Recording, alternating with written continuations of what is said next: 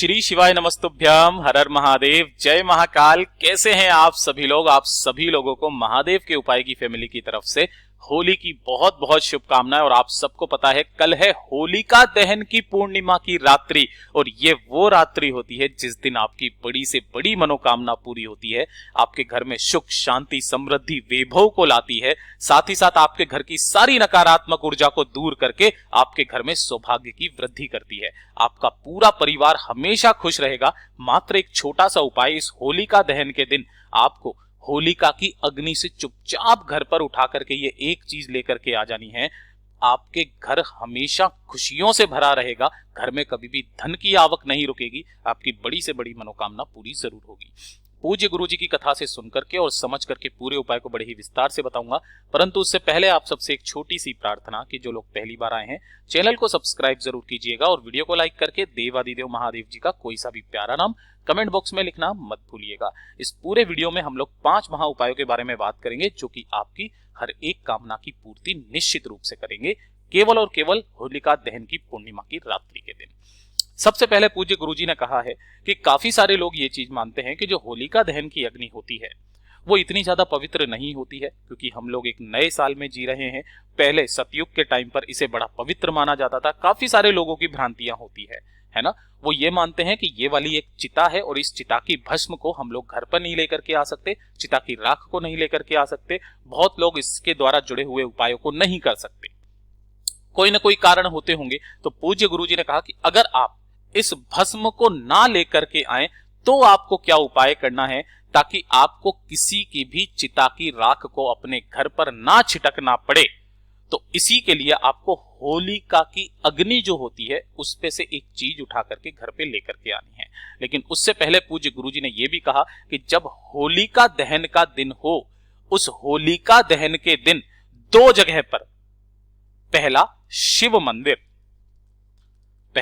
शिव मंदिर और दूसरा राधा कृष्णा का मंदिर, उस दिन जो व्यक्ति पंच मेवे का भोग शिवजी को और राधा कृष्णा जी के मंदिर में लगाएगा उसे उसकी होली का संपूर्ण फल प्रदान होगा। पहला काम तो यह बताया।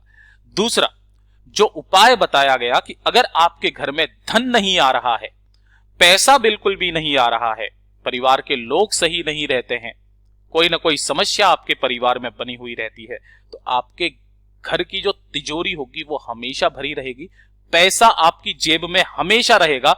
केवल होलिका की अग्नि से आपको एक चीज उठा करके लाना है ना, और आपके घर की जितनी भी समस्याएं होंगी वो सारी खत्म होगी।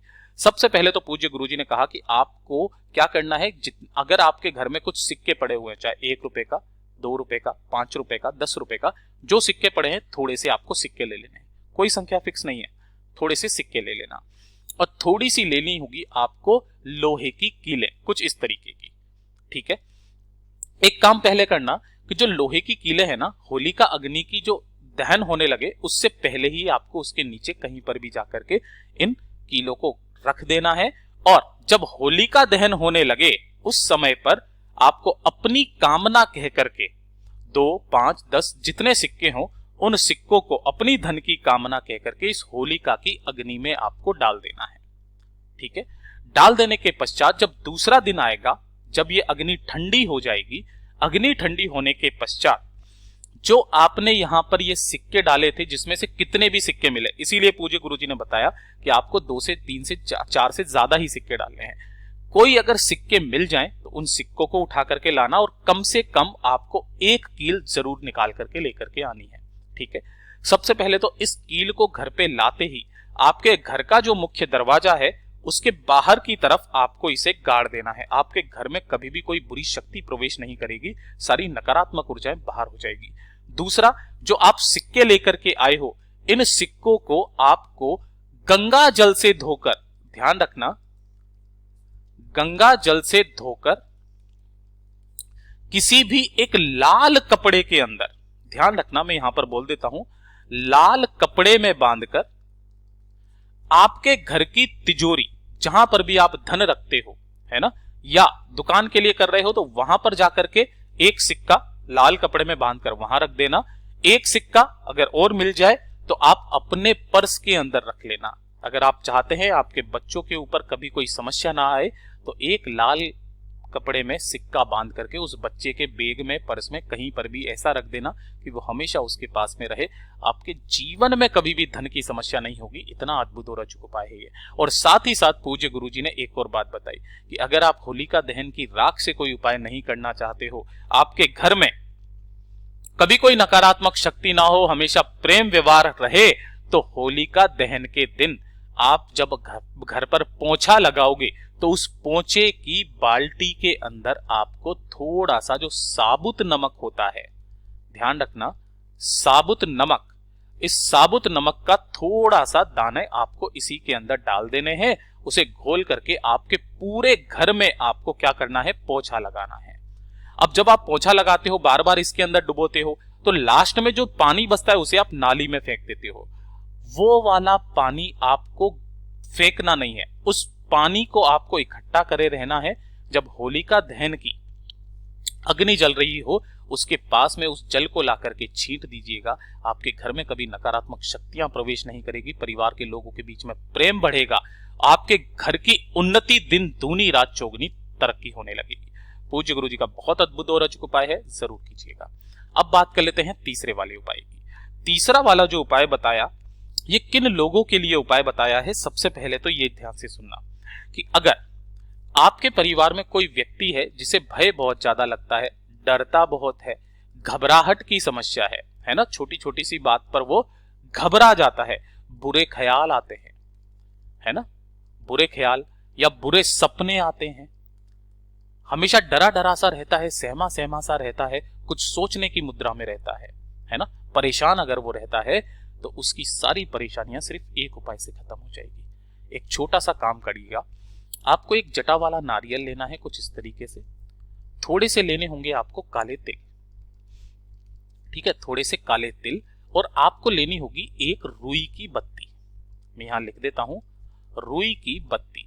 बट एक काम कीजिएगा, इस रुई की बत्ती के ऊपर आपको लगाना हो, कोई सी भी एक बत्ती ले लेना, इस बत्ती को आपको सरसों के तेल में भिगो करके इन तीनों चीजों को लेना है। सरसों के तेल में भीगी हुई रुई की बाती, थोड़े से काले तिल और एक जटा वाला नारियल।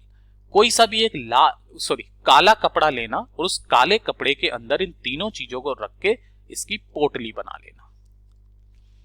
पोटली बनाने के पश्चात जो भी व्यक्ति परेशान है, उस व्यक्ति के ऊपर से आपको कितनी बार, 7 बार घुमाना है, 7 बार उसार कर, किस दिशा में उसारोगे, एंटी क्लॉकवाइज, घड़ी की सुई की विपरीत दिशा में एंटी क्लॉकवाइज आपको घुमाना है, और घुमा करके इस पोटली को उस होलिका दहन की अग्नि में डाल देना है। वो व्यक्ति उसी क्षण से सही ना हो जाए तो कहिएगा पूज्य गुरु जी का इतना अद्भुत और अचूक उपाय है ये।